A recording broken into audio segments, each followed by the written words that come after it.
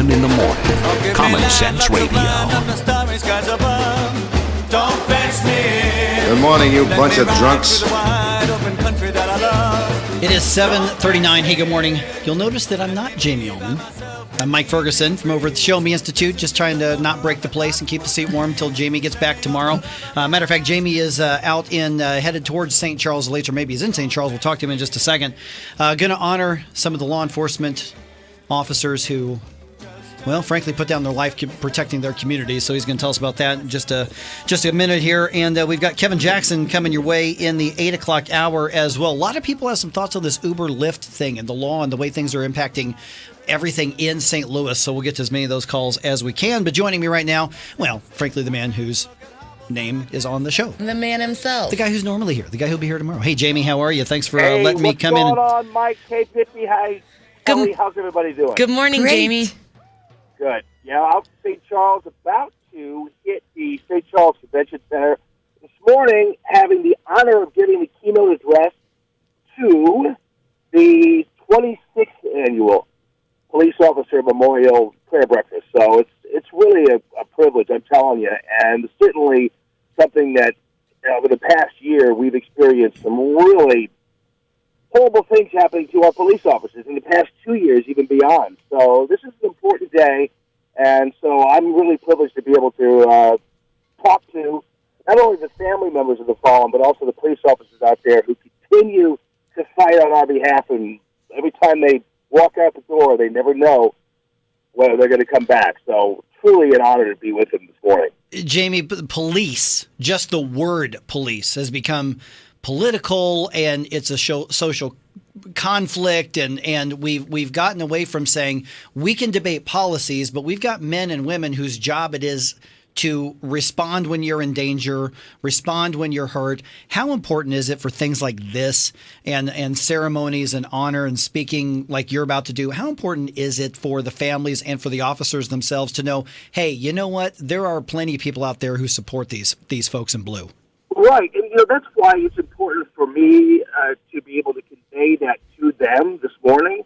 I don't think there's any doubt in their minds that people who listen to our radio station and listen to my show and are listening to you this morning are supportive of the police, and we've seen it time and time again. So I feel like this morning I have a chance just to simply reassure law enforcement that we're there for them, that we actually are. I have a real privilege to have a microphone, not only in radio but also in TV, where I can say anything I want to. And ultimately what happens is when I talk, and it's about the police, it's supportive of the police, because we're just kind of tired of people running through the mud, tired of the politicians who are continually using them as a political football or to scare people or to intimidate people or to just pit police officers against citizens. And so that's why it's really important. And I kind of have a personal stake in this, as I will tell the officers today. When I was growing up, my first experience with the life and death of a police officer came in the formulation of one of my soccer coaches, Christ the King, police officer Frank Graham of University City, 1976. I was 13, and he was shot to death responding to a domestic dispute.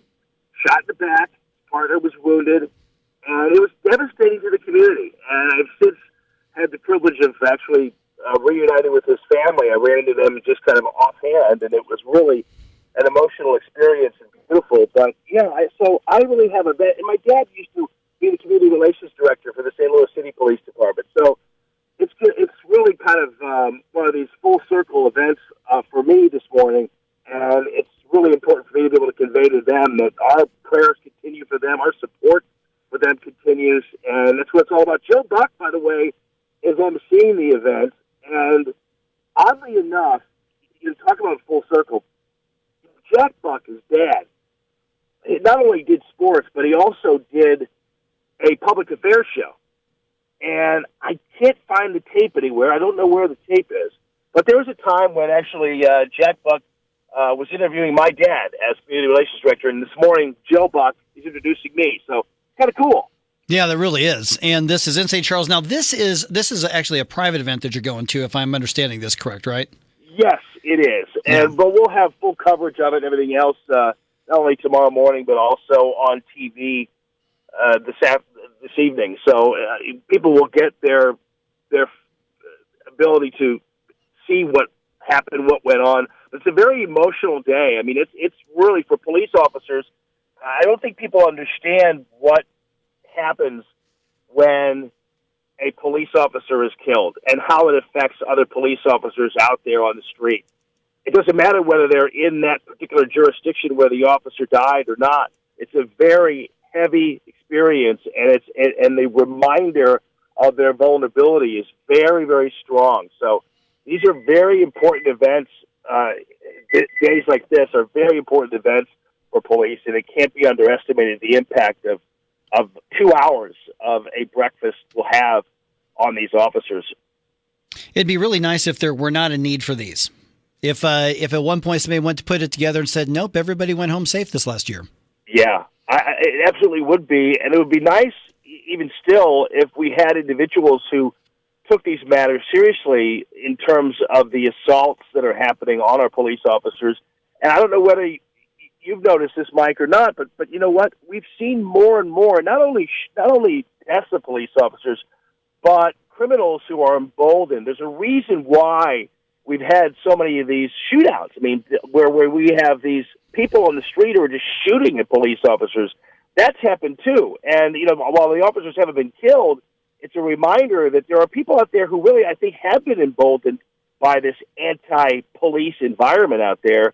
And I think it's had an impact on the community where people just don't feel like they have any accountability or need to. And when they see a police officer, like as represented in that picture that's hanging in the halls of Congress, you know, where they're depicted as pigs and whatever else, that has an effect on people. And it also has an effect on young people in terms of how they're raised and how they're exposed to law enforcement.